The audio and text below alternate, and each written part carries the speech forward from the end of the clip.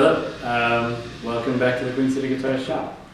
If you've seen my previous videos, you might notice that things look a little bit different, and you might have also noticed that I haven't posted a new video in quite some time. Those things are not a coincidence. This fall, I moved shop out to Brattleboro, Vermont, all the way across the country, and I have just about finished setting up my new shop. I'm in the third floor of an old cotton mill building. Liking the space. I think it's really, there's like 25-foot tall ceilings, so I feel like I'm shouting at the camera. But the space is really nice. Got like windows, which is really great. My old shop, of course, had no windows, and that was not so pleasant to spend the whole day in. Yeah, it's a little bigger. I'm excited about the space, and I'm just, as I said, about done setting it up. I've still got a little bit of work to do, but I'm far enough along that I can actually start doing things other than setup. And so I'm going to be back with more videos as I juggle the last of the setup and getting into the guitar that I was previously working on, which I haven't touched in a few months. So I'm going to be spending a couple days reacquainting myself with where I'm at, where I need to be. And I'm going to be tackling a dining room table, for which I have all this cherry scattered about the shop. And that's going to mean a lot of sawing. It's going to be sort of a workbench-inspired trestle table, and so I'm going to be laminating a bunch of this cherry up into a wide tabletop. It's going to be about 200 linear feet of cutting with the rip saw, and that, in my mind, means that it's time to sharpen my rip saw. I use Japanese saws for a lot of things in guitar building, but the Western style rip saw is pretty indispensable. If I'm having to cut a lot, if I'm having to rip a lot of material, say I'm like resawing tops, or resawing backs, resawing sides, cutting out neck pieces, things like that, they just wouldn't want to do with the Japanese saws that I have. And the great thing about these saws is, well, you can buy new, nice handmade ones, and I'm sure you can buy new, relatively nice factory ones. You can also get these used for pretty much nothing. I got this at a used tool store for maybe $7. Last year in an estate sale, I got a saw similar to this one. I don't like the handle as much. This was like $4. But unlike the Japanese saws that I have and the majority of people are working with, that are impulse hardened, you can't sharpen them, but they stay sharp for a long, long time. A Western style rip saw is going to need to be sharpened, and if you're buying a used one, it's probably going to need to be set up. It's going to need some work on the toothing. When I got this, the teeth were all over the place, and it wouldn't have cut well had I just sharpened it. So I ended up retoothing that, which is a useful thing to do because I think it helps you to understand how to sharpen a saw better if you take it from an untoothed plate to a finished saw. So we're going to go through a little bit of what you would do if you wanted to retooth a saw. I might cover that more extensively when I retooth this saw in the future, but today we're just going to talk about it, and then I'm going to talk about the basics of sharpening a rip saw while I sharpen this one. But I need to get all this cherry out of my way and set up my workbench for this, so I will be back in a minute. Okay, so I have my bench all cleared off and stuff out to sharpen. I have got my saw and a saw vise. It's not, essential to have an old metal saw vise. They're super, super nice, though. And I think they're pretty plentiful still on the used market. I don't think anyone makes them new. I've seen plans for wooden saw vises. I've never used one. I do think that they're really, this style is really nice. It's been a great improvement in the last year that I've had it. But if I was going to be retoothing this saw, and we're going to start talking about sharpening from the stage of retoothing a saw because I think it's helpful for understanding the process. if I was retoothing this saw, I would want to support the entire length of the saw plate. So I'd probably do it the way I used to do it, which is to essentially just clamp the saw to the edge of my workbench, like a strip of wood on one side, maybe double stick tape to the bench itself, and that's just going to help clearance the handle. And then some big bar clamps or pipe clamps or something, and some wood for the back side so that I can secure it to the bench and have the entire length of the plate secure and not wobbling around. And that way I can work the entire thing at once, which is what I'm going to want to do if I'm retoothing something. I want to start a retoothing. I'm not going to demonstrate it. I'm perfectly happy with the teeth on this saw currently, but I think it's really helpful because it involves establishing a thing that we are going to spend a lot of time when we're sharpening the saw trying to maintain, which is a flat surface along the length of the plate, which is going to be the tip of every tooth. We want that to be smooth and flat and even. So if you were retoothing a saw, you would basically do that with a big flat file. It's like a bastard mill, I think it's like a 10-inch. Basically the same file that I used to retooth this originally, same style. And you would just want to keep it perpendicular to the saw plate and just make long strokes, filing away all these teeth until you have a nice fresh edge that's flat and even, and all the teeth are gone. And that fresh edge is, like I said, going to establish the tip of every tooth and to make sure that they're in line at the same height so that they can all cut evenly. If you think about a rip saw, it's essentially just a bunch of tiny chisels in line. So if you have a section of tall teeth and a section of short teeth and then another section of tall teeth, either those tall teeth are going to mean you skip the short teeth and you're essentially not cutting there at all. Or when you're in the cut, it's going to drop from the tall teeth to the short teeth. And then when you get to the tall teeth again, it's suddenly going to be digging in really hard and it's going to be jerky. Either way, you're going to end up with a difficult and inefficient cut. So yeah, we want to establish that when we first tooth the saw and to maintain it throughout the time that we are owning the saw and using it, because it will make cutting with the saw a lot better. So once you've either got that established or are working on teeth that you're happy with, we're going to start actually doing work on the teeth. And for that, you're going to want a triangular saw file. They come in all sorts of shapes and all sorts of sizes, basically all the same shape. There's little ones, there's real big ones, there's ones in between. They're all going to be just like a triangular file. Sometimes they call them, like this is a regular taper and this is a 2x slim. It doesn't refer to the angle that we're going to use to cut. It's more of like the taper, I guess, from the tip to the main body of the saw.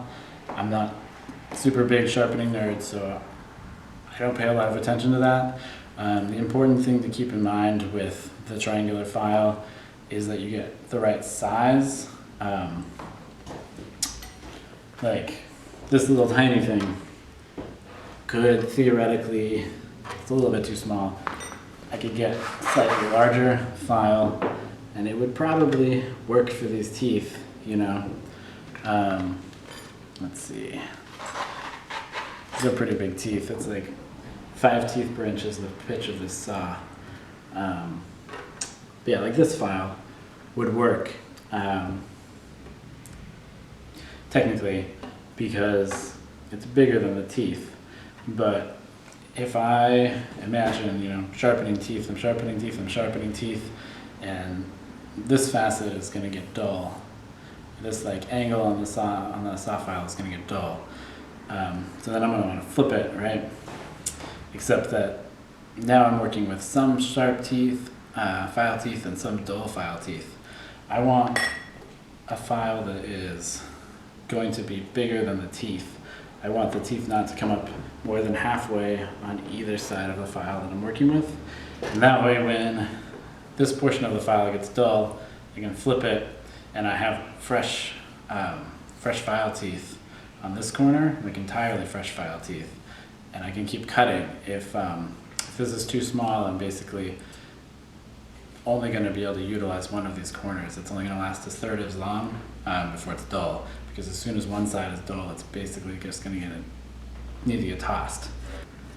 So yeah, as I said, while we're sharpening or when you're cutting the teeth for the first time, you're going to want to maintain that nice flat plate edge, which is the tip of every single tooth. It needs to all be in line.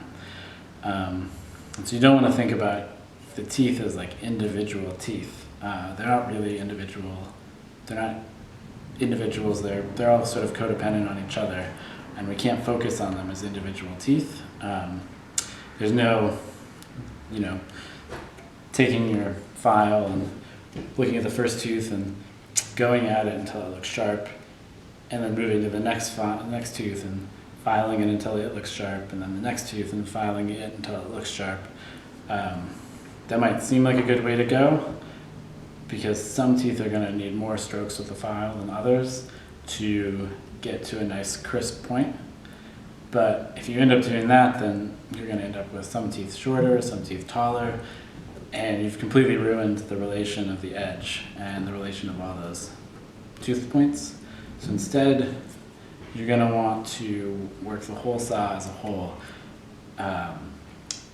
Think about a manageable small number. I like odd numbers, so maybe like 3 strokes or 5 strokes. I'm going to start at one end of the saw plate, and I'm going to make 3 strokes on a tooth, and then I'm going to stop no matter what. I'm going to stop.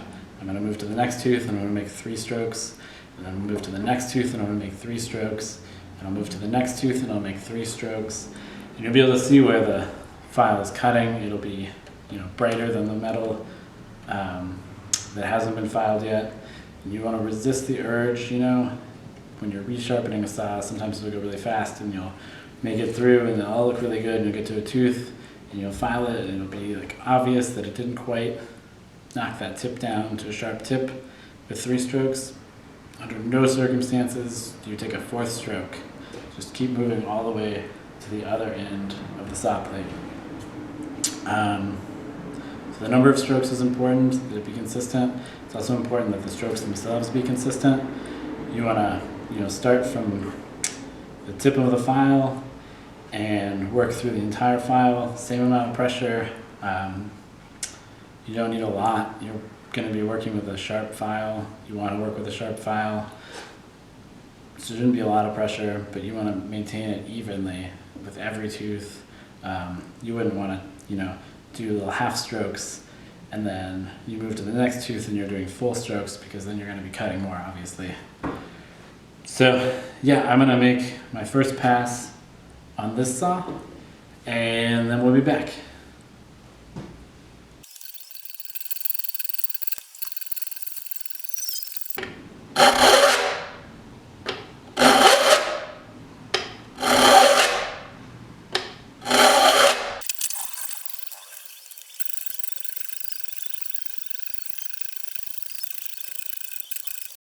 All right, so we're done with the first pass on the saw plate. It's a good time to stretch your elbow out. Can really give you a sore elbow if you do a lot of sharpening. And we're gonna wanna take a look at this plate and see how all the teeth look, see if we're done or not. But first, a couple thoughts we didn't talk about before we did this first pass.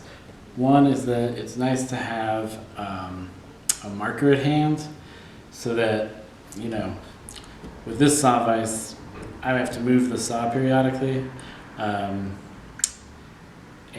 even if I was, clamping to my bench and working and not having to move the saw while I was working, I'm still occasionally, gonna need to stop and pick back up for any number of reasons.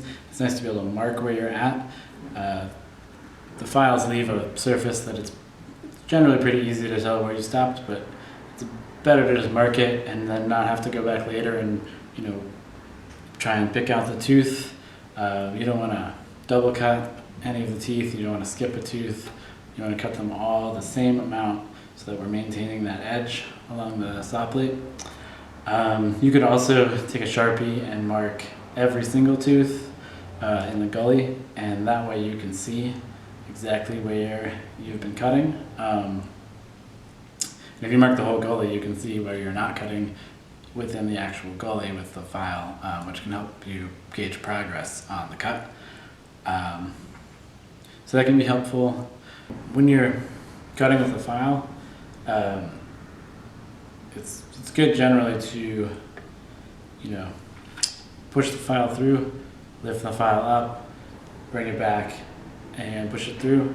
Don't slide it through for the cut and then just slide it back through the tooth backwards, like dragging it across the metal. That's gonna dull the file. You're not gonna be cutting anything, but it's still gonna be dulling your file.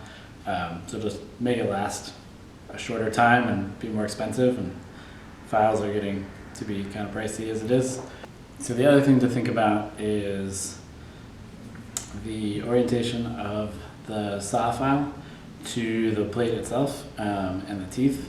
Of course, for a basic rip saw, we're gonna keep the saw file perpendicular to the plate, so moving this direction. And we also are gonna wanna pay attention to how it's sort of leaning, because that's gonna determine the profile of the tooth.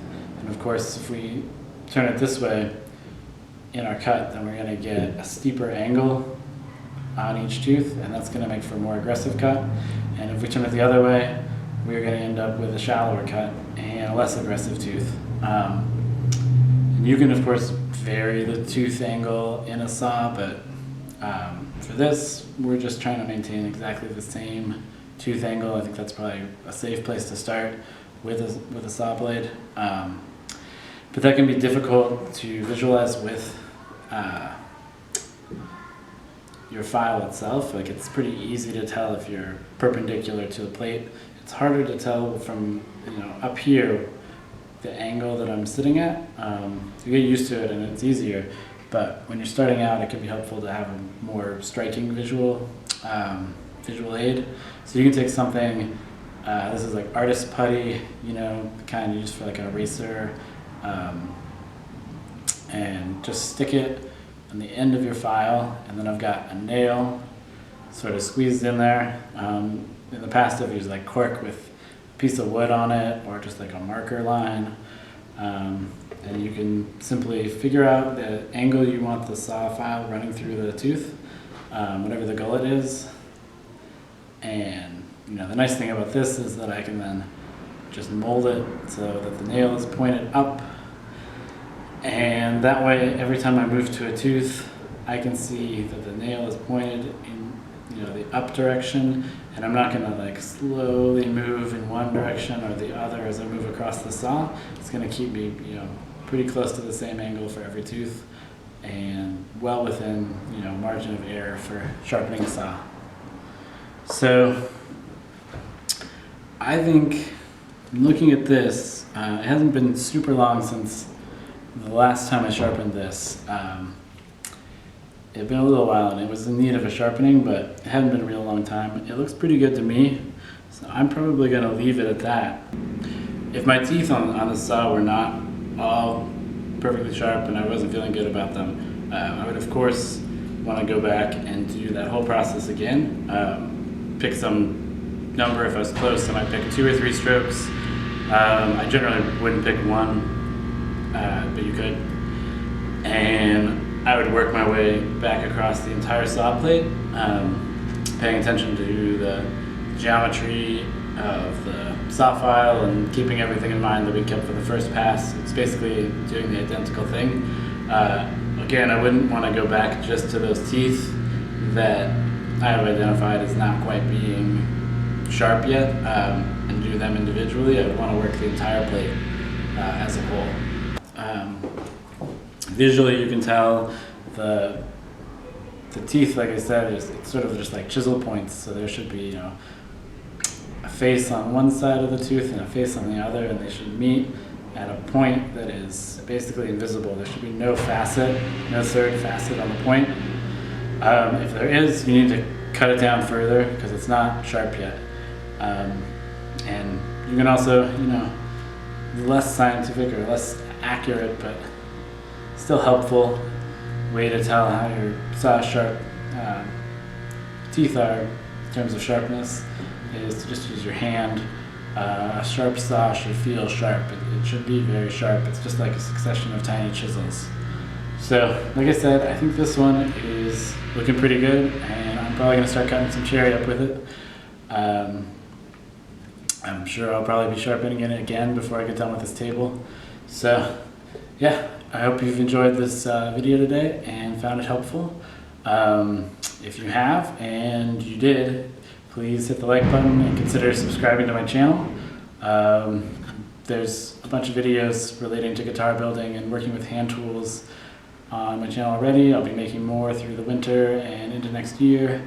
And if you hit the like button and subscribe, it means that it's easier for other people to find the videos. And if you subscribe, it means it's easier for you to find the videos because you'll be notified when I post new ones. Yeah, and you can check out a link in my website in the description below if you'd like to see more of my work or learn a little bit more about more one-on-one instruction options that I offer. So yeah, hope to see you next time. Thanks for watching today.